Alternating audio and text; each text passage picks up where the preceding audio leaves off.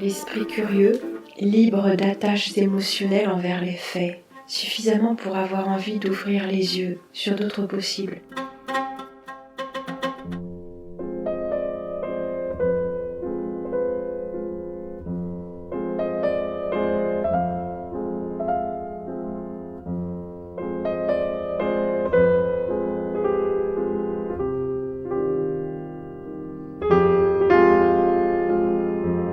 Poursuivons, voulez-vous, notre voyage mathématique, notre voyage en mathématiques, notre voyage dans la mathématique et les géométries. Oui, les géométries. Avant Poincaré, il y avait la géométrie, et après, il y avait les géométries. Comment ça, quel Poincaré? Le mathématicien, bien sûr, le grand scientifique, c'est-à-dire l'esprit scientifique. Le philosophe des mathématiques. Non, je l'avoue, je ne me suis pas donné la peine de préparer tout un dossier sur le grand homme. J'ai trouvé un délicieux petit film dont nous allons regarder, non pas l'intégralité, mais de bons extraits, commentés par mes soins, il est vrai, et agrémentés de quelques petites images et réflexions, comme à l'accoutumée, n'est-ce pas? Mais vous aurez remarqué que quand on parle d'Einstein, on parle peu de Poincaré. Quand on parle de Pasteur, on ne parle pas de Béchamp, et ainsi de suite, et ainsi de suite.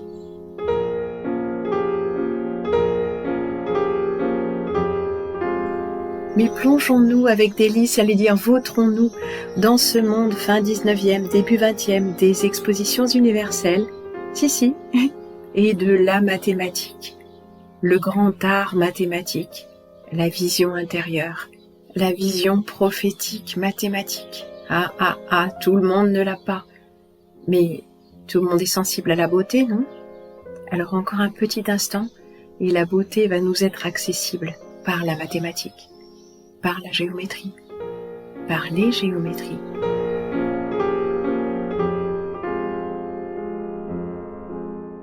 Jetons un coup d'œil à ce petit film délicieux dont le héros n'est autre que notre grand mathématicien Henri Poincaré. Tout est relatif, monsieur Poincaré.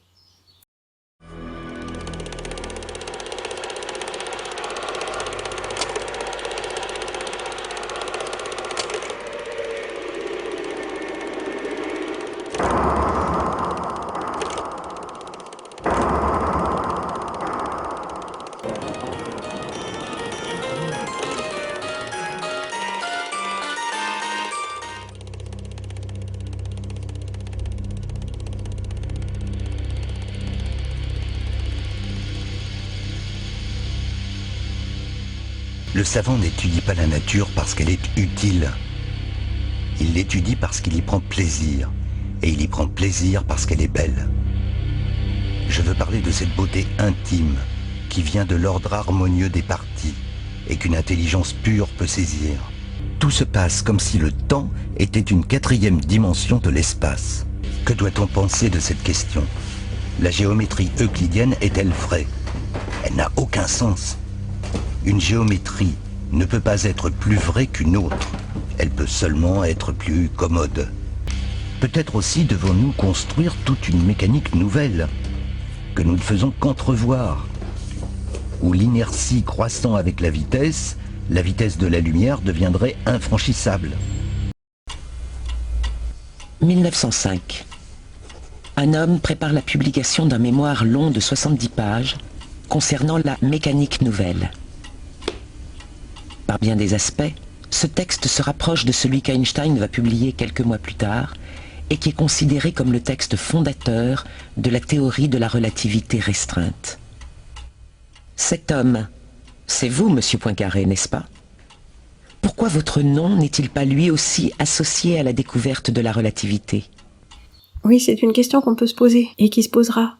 Surtout quand on le verra un petit peu plus tard en compagnie de personnages éminents sur des photos. Alors, Poincaré élite ou pas élite? Génie ou personnage inspiré par les habituelles entités qui se glissent dans les esprits capables de comprendre les concepts, de manière à leur insuffler des découvertes qui leur vaudront la célébrité et qui transformeront la face du monde, un peu comme Prométhée donnant le feu aux humains, Prométhée, ange du feu, Lucifer en personne. Nous en avons déjà beaucoup parlé, n'est-ce pas? Alors poursuivons. Pourquoi vous, un des grands génies de la science, n'êtes plus connu que des spécialistes? Que s'est-il passé, monsieur Poincaré? C'est bon, nous vous laissons travailler. Mais votre histoire appartient à tous. Nous n'allons regarder que des extraits pour ne pas alourdir le propos, et puis il y a beaucoup d'éléments biographiques qu'il faudrait reprendre un par un et qui n'ont pas forcément tous leur intérêt.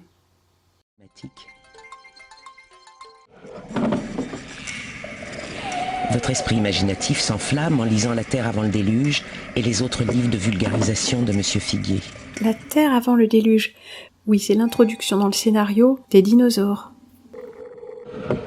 À 19 ans, c'est déjà l'école polytechnique où vous entrez premier. Alors, génie, dont on nous dit quand même qu'il a eu 0 au bac, mais il est quand même reçu premier à l'école polytechnique. Alors, je sais pas exactement ce que ça veut dire, ça. Le célèbre photographe Nadar s'envole en ballon et prend des clichés de Paris vus du ciel. Jules Verne, son ami, envoie des hommes dans la Lune. L'ami de qui? De Nadar ou de Poincaré? Et vos contemporains se passionnent pour l'espace. Ah, l'espace. L'espace à l'extérieur. Le truc visible, mais inaccessible. Ou bien les espaces du mental. La sphère de la conscience. Le plan de la conscience. L'espace de la conscience. À 3 ou à 4 dimensions. Géométrie hyperbolique. Non euclidienne. Quantique. Fractale. Quantique des quantiques. Des espaces qui s'ouvrent à l'intérieur des espaces. Les mathématiciens, eux, depuis quelques années, découvrent d'autres dimensions, d'autres conceptions même de l'espace. Lobachevsky, Riemann inventent ces nouvelles géométries qui vont beaucoup troubler les esprits, provoquer des débats scientifiques et inspirer les artistes. Votre génie, monsieur Poincaré, est géométrique. Et vous êtes si à votre aise dans ces espaces étranges que vous parvenez à transposer certaines de leurs propriétés dans d'autres domaines des mathématiques, comme celui de l'analyse. Depuis 15 jours, je m'efforçais de démontrer qu'il ne pouvait exister aucune fonction analogue à ce que j'ai appelé depuis les fonctions fuchsiennes. J'étais alors fort ignorant. Tous les jours, je m'asseyais à ma table de travail. J'essayais un grand nombre de combinaisons et je n'arrivais à aucun résultat.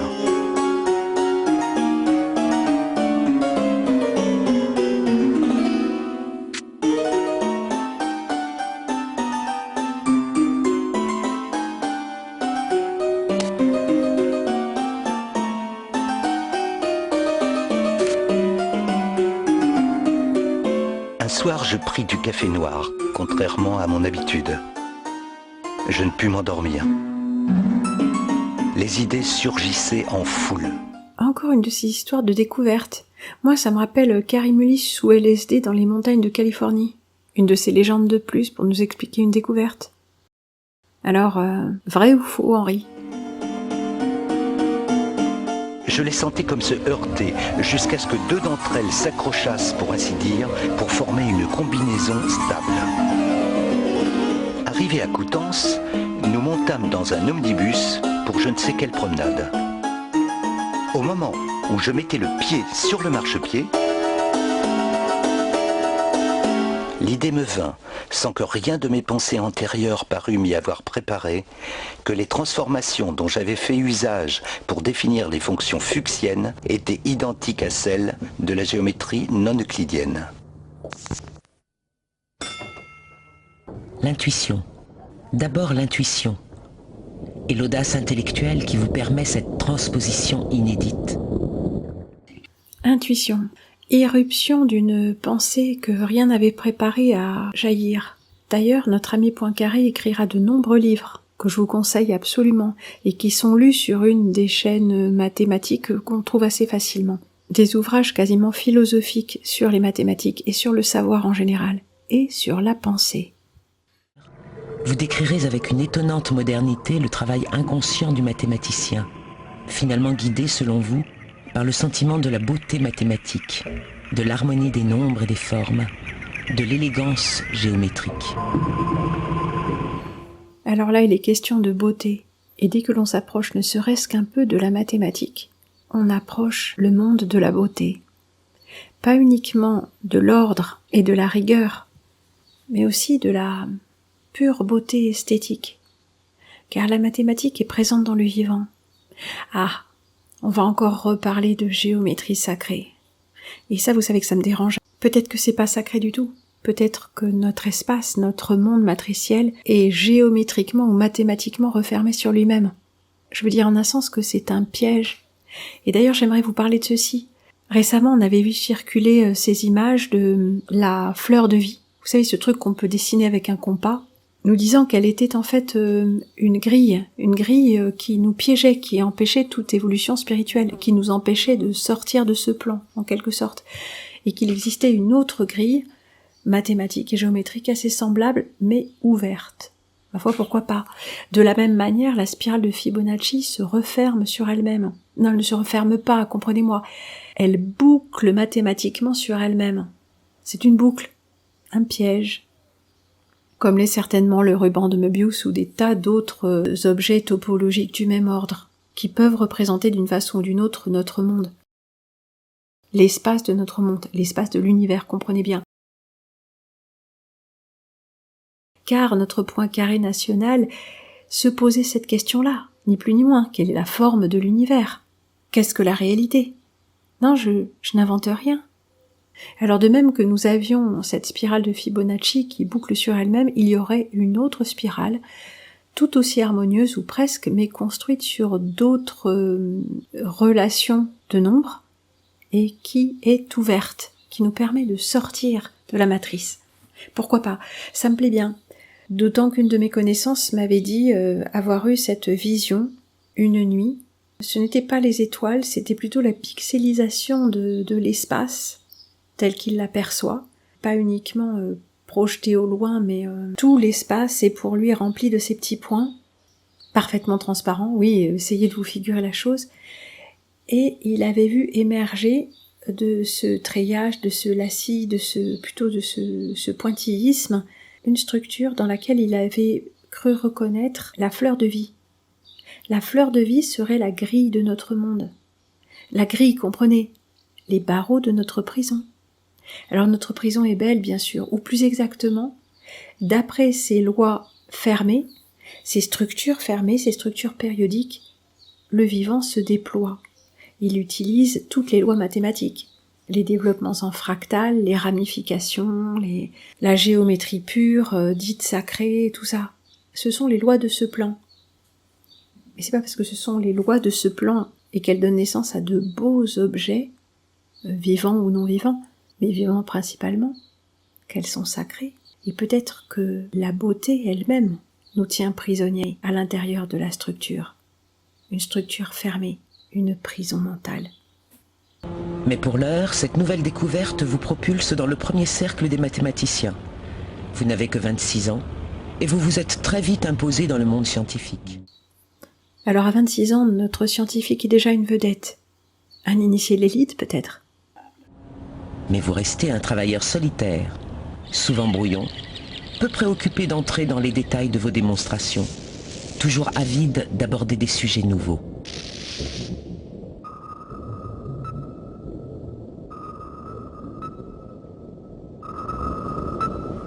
Bien plus tard, vous irez jusqu'à inventer une branche des mathématiques que l'on appelle aujourd'hui la topologie. Ah, qu'est-ce donc que la topologie? Saviez-vous que nous la devions à Poincaré?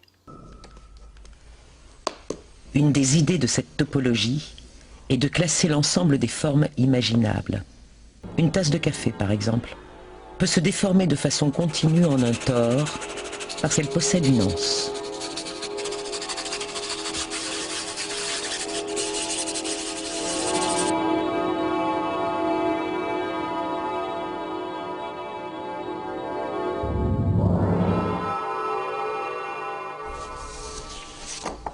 Bien peu de mathématiciens peuvent se vanter d'avoir donné ainsi naissance à un nouveau domaine des mathématiques.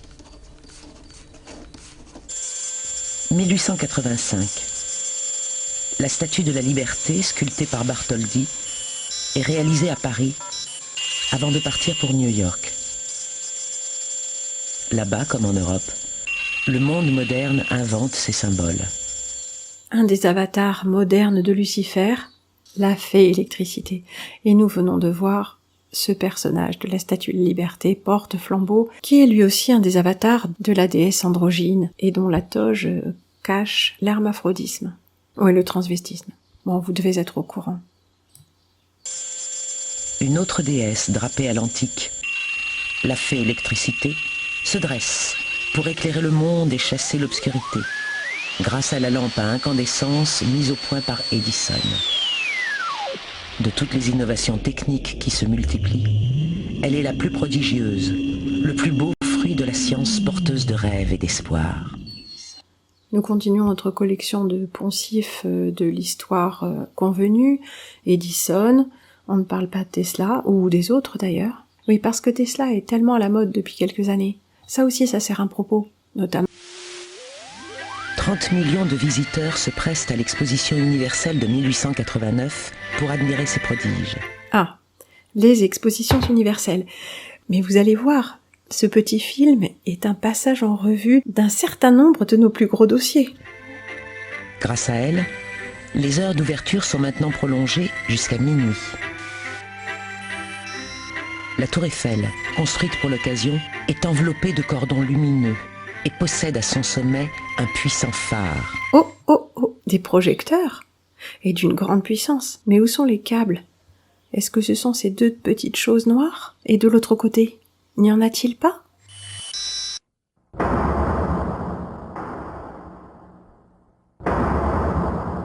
La tour Eiffel, autre symbole de cette enfance innocente du monde moderne, est cependant violemment critiquée, et souvent par des artistes de renom. Eiffel leur répond que la beauté de sa tour, c'est la beauté d'une courbe mathématique calculée pour offrir le moins possible de résistance au vent. Tiens. Alors la beauté de cette construction tient à son efficacité, à sa conception par rapport aux lois de la physique. Peut-être qu'il pourrait nous faire penser aux plantes et aux arbres. Quand Francis Allais décrivait une construction gigantesque, très haute et très fine, une tour immense, avec un cahier des charges très précis, de résistance, de souplesse, une très grande hauteur. En fait, il décrivait l'arbre. Une telle prouesse, les ingénieurs seraient bien en peine de la réaliser. Vous devez l'aimer, cette construction dépouillée, monsieur Poincaré. Elle est réduite à l'essentiel, comme les mathématiques, qui recherchent la forme pure, la structure même du raisonnement.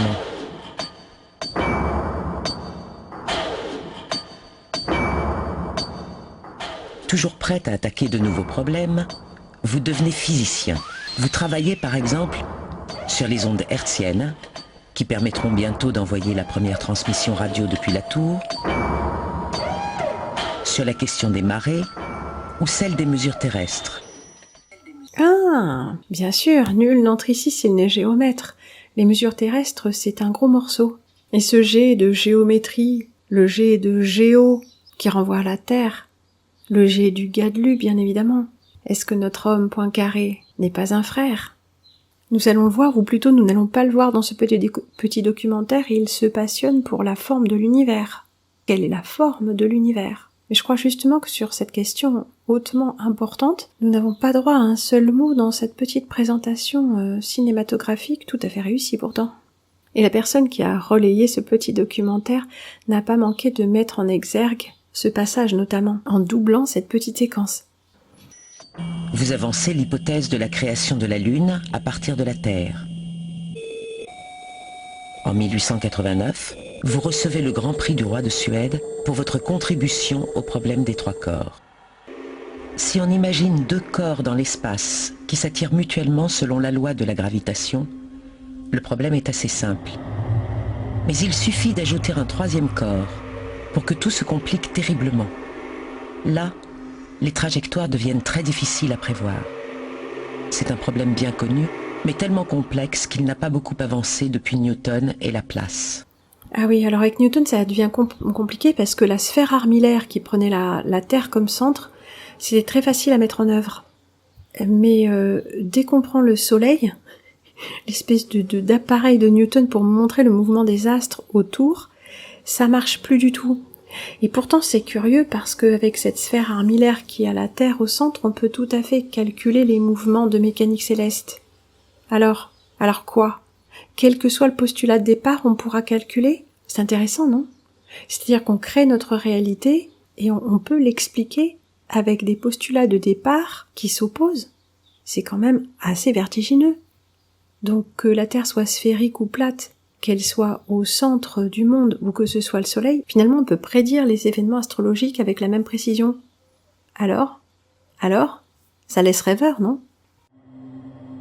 Votre travail mathématique, repris et prolongé par d'autres, va donner naissance à la théorie du chaos, une des plus importantes du XXe siècle.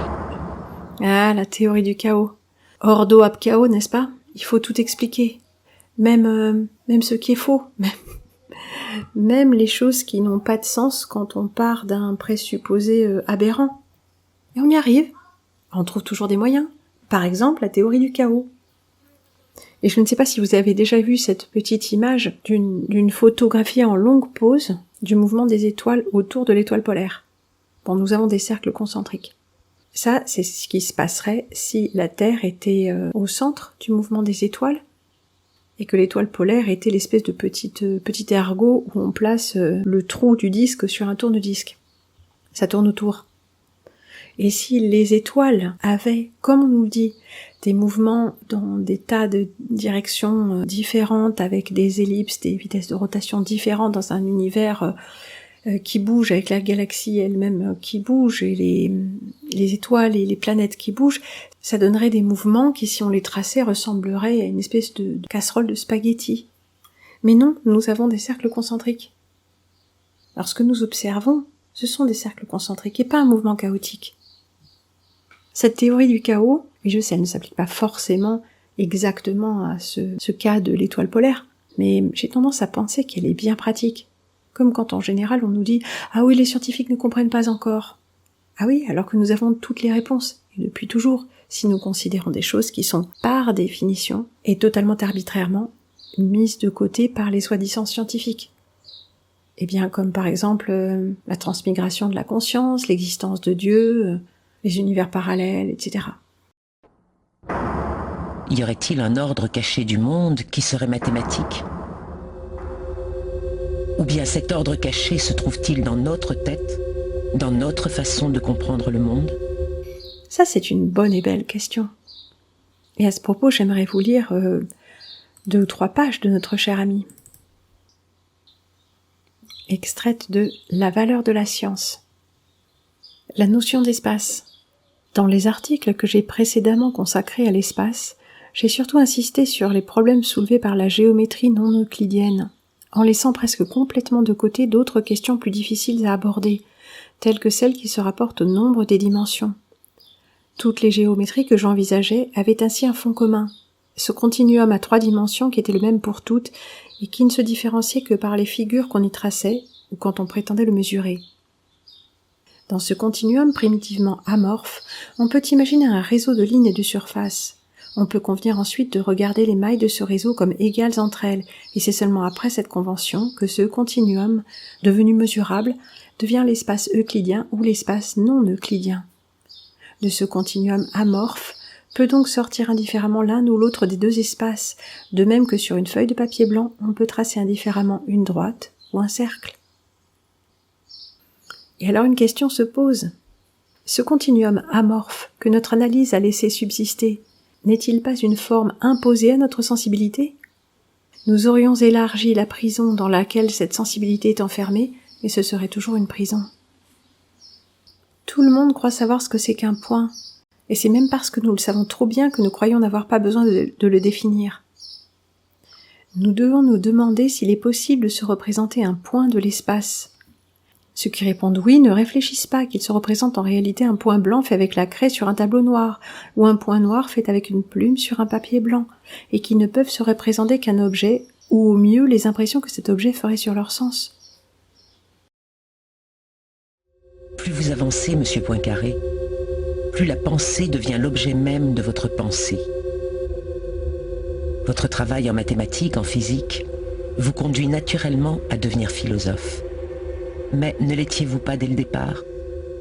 Il faut dire que ce tournant du siècle que nous donnent à voir les premiers films des Frères Lumière se cherche des repères. L'exposition universelle de 1900 attire elle aussi des millions de visiteurs toujours fascinés par les technologies nouvelles. Ils découvrent le métropolitain et les trottoirs roulants. La science elle-même devient un enjeu idéologique. C'est la question de son sens, de sa valeur qui est discutée. Pour certains, comme le chimiste Berthelot, la science est à son apogée. Elle nous dit la vérité sur le monde et nous ne ferons plus qu'affiner les résultats, gagner quelques décimales en précision. Là où les autres s'enflamment, emportés par la passion, vous proposez un point de vue argumenté. Vous analysez finement le rapport complexe entre science et réalité. Non, il n'y a pas de vérité absolue de la science, car c'est nous qui choisissons les postulats qui servent de base à nos théories scientifiques. Mais cela ne discrédite pas pour autant ces théories, car ce choix est guidé par l'expérience. Vous proposez ainsi toute une théorie nouvelle de la connaissance, qui va marquer les penseurs de l'époque, qu'ils soient scientifiques ou philosophes, et finalement résonner tout au long du XXe siècle. Après vous, la philosophie des sciences modernes ne pourra plus ignorer le rôle du langage que nous utilisons, la dimension historique de l'aventure scientifique et même la nécessaire prise en compte de notre fonctionnement mental. Maxwell, Hertz, Lorentz, tous les grands physiciens de cette fin de siècle ont remis en cause le modèle mécaniste du monde et bouleversé le cadre de la physique.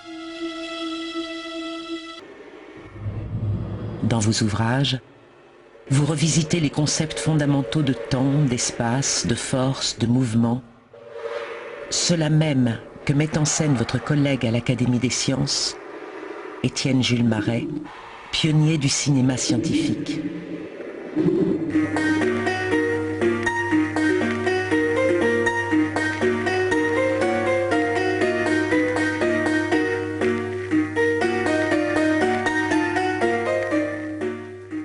Dans ce moment où naît la science moderne, si abstraite, pour être un bon physicien, il faut être un bon mathématicien, mais également un bon philosophe. Car il s'agit de remettre en question des concepts qui nous sont familiers, mais qui peuvent se révéler des évidences trompeuses. Premièrement, il n'y a pas d'espace absolu et nous ne concevons que des mouvements relatifs. Cependant, on énonce le plus souvent les faits mécaniques comme s'il y avait un espace absolu auquel on pourrait les rapporter. Deuxièmement, il n'y a pas de temps absolu. Dire que deux durées sont égales, c'est une assertion qui n'a par elle-même aucun sens et qui n'en peut acquérir un que par convention. Troisièmement, non seulement nous n'avons pas l'intuition directe de l'égalité de deux durées, mais nous n'avons même pas celle de la simultanéité de deux événements qui se produisent sur des théâtres différents. Quatrièmement enfin, notre géométrie euclidienne n'est elle-même qu'une sorte de convention de langage. Nous pourrions énoncer les faits mécaniques en les rapportant à un espace non euclidien qui serait un espace moins commode mais tout aussi légitime que notre espace ordinaire. Assurément, Monsieur Poincaré, votre travail scientifique et philosophique prépare la révolution relativiste. Il y participe même fortement avec la découverte du groupe des transformations de Lorentz. Pourtant, cette révolution, l'histoire en accordera la paternité à un autre. Ce jeune homme qui a lu la science et l'hypothèse avec enthousiasme. Ce jeune Einstein que vous avez croisé sans jamais vraiment le rencontrer. Comme ici, en 1911, où vous lui tournez le dos pour parler avec Marie Curie. Pourquoi ce dialogue n'a-t-il pas eu lieu? Au fond, Tout se passe comme si vous aviez élaboré des réflexions, des constructions théoriques essentielles pour la naissance de la physique relativiste, et puis un jeune homme vous a coiffé sur le poteau en assemblant de façon brillante et inédite certains des éléments que vous aviez fournis. Décidément, tout est relatif, monsieur Poincaré. Et pas seulement en physique, la gloire aussi, la postérité. Vous avez apporté des contributions fondamentales aux 3 grandes théories de la physique moderne, celle de la relativité, celle des quanta et celle du chaos. Vous avez profondément marqué l'histoire des mathématiques et celle de la philosophie des sciences. Mais vous n'avez pas trouvé votre vraie place au panthéon des génies de la science, comme Marie Curie ou Albert Einstein. Pourquoi ? Tout ce qui n'est pas pensé est le pur néant, puisque nous ne pouvons penser que la pensée, et que tous les mots dont nous disposons pour parler des choses ne peuvent exprimer que des pensées. Nous finissons, il est vrai, sur une citation qui glorifie la pensée et nie tout ce qui n'est pas la pensée. Mais comprenez la pensée du cerveau gauche, de l'hémisphère gauche, la pensée rationnelle. Bon, comprenez le bonhomme aussi, c'est le 19e siècle. Enfin, un homme du 19e siècle, début 20e. Regardez l'habillement, regardez tout l'ensemble. C'est le monde du cerveau gauche. Tout ce qui est science doit être rationnel, bien que l'homme nous parle beaucoup de l'intuition. Le début de La valeur de la science est consacré à cette question. Le chapitre 1er traite justement de l'intuition et de la logique en mathématiques. Il est impossible d'étudier les œuvres des grands mathématiciens, et même celles des petits, sans remarquer, sans distinguer 2 tendances opposées, ou plutôt 2 sortes d'esprits entièrement différents. Les uns sont avant tout préoccupés de la logique. À lire leurs ouvrages, on est tenté de croire qu'ils n'ont avancé que pas à pas, avec la méthode d'un Vauban qui pousse ses travaux d'approche contre une place forte, mais sans rien abandonner au hasard. Les autres se laissent guider par l'intuition, et font du premier coup des conquêtes rapides mais quelquefois précaires, ainsi que de hardis cavaliers d'avant-garde. Ce n'est pas la matière qu'ils traitent qui leur impose l'une ou l'autre méthode. Si l'on dit souvent des premiers qu'ils sont des analystes, si l'on appelle les autres des géomètres, cela n'empêche pas que les uns restent analystes, même quand ils font de la géométrie, tandis que les autres sont encore des géomètres, même s'ils s'occupent d'analyse pure. C'est la nature même de leur esprit qui les a fait logiciens ou intuitifs, et ils ne peuvent la dépouiller quand ils abordent un sujet nouveau. Ce n'est pas non plus l'éducation qui a développé en eux l'une des 2 tendances et qui a étouffé l'autre. On est mathématicien, on ne le devient pas. Il semble aussi qu'on est géomètre ou qu'on est analyste. Il nous donne 2 exemples de 2 mathématiciens vivants. Prenons le deuxième, Monsieur Bertrand et Monsieur Hermite. Ils ont été élèves de la même école et en même temps ils ont subi la même éducation. Ils l'ont subi. Les mêmes influences. Et pourtant, quelle divergence!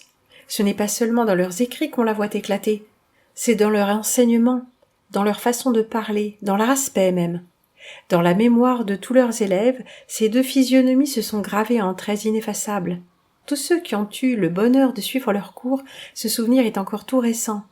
Il nous est aisé de l'évoquer. Tout en parlant, Monsieur Bertrand est toujours en action. Toujours il semble aux prises avec quelque ennemi extérieur. Tantôt il dessine d'un geste de la main les figures qu'il étudie. Évidemment, il voit et il cherche à peindre. C'est pour cela qu'il appelle le geste à son secours. Pour Monsieur Hermite, c'est tout le contraire. Ses yeux semblent fuir le contact du monde. Ce n'est pas au dehors, c'est au dedans qu'il cherche la vision de la vérité. Les 2 sortes d'esprits sont également nécessaires au progrès de la science. Les logiciens, comme les intuitifs, ont fait de grandes choses que les autres n'auraient pas pu faire. L'analyse et la synthèse ont toutes 2 leur rôle légitime. Mais d'avoir autant réfléchi sur la question de l'intuition et de l'analyse, de s'être autant posé la question de la nécessité d'un langage de la science, d'un langage tout court, et d'éveiller aussi les jeunes à l'intérêt mathématique pour la pure beauté de la chose, pour la pure beauté de la pensée et des objets mathématiques, comme l'a fait Poincaré. C'est déjà affirmer que son propre esprit est intégré, non pas qu'il l'affirme avec des mots, mais nous pouvons voir dans ce grand mathématicien un esprit intégré, un esprit logique et rationnel, ouvert aux nouvelles visions intérieures. Alors n'est-ce pas lui le grand mathématicien? N'est-ce pas ces découvertes qui ont servi à d'autres pour un agenda millimétré? Ou fait-il lui aussi partie de l'élite et de son plan d'action? Comment le saurons-nous? Il me semble que pour le peu que j'ai lu des écrits de Poincaré, il est question d'intelligence. Il est question d'intérêt pour sa propre intelligence, l'intérêt de l'élève pour la matière étudiée. Il est question de beauté. Il est question de vérité.